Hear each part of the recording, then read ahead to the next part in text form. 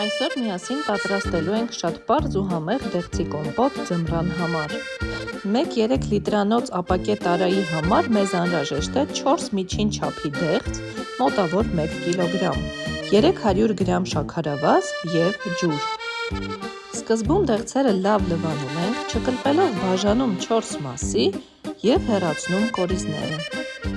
Ապակե տարան և կափարիչը լավ լվանում ու նախապես ստերիլիզացնում ենք։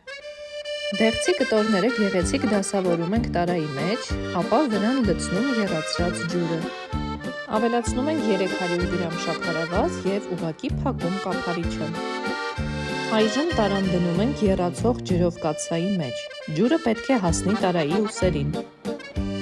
Ջուրը կրկին եռալուց հետո պաստերիզացնում ենք մոտ 30 րոպե։ Այնուհետև զգուշությամբ հանում ենք տարան, ամուր փակում կափարիչը, շրջում գլխիվայր և ծածկում տաք շորով։ Թողնում ենք այդպես մինչև ամբողջությամբ սառչի։ Եվ ահա մեր բուրավետ, քաղցր ու արևոտ դեղցի կոմպոտը պատրաստ է։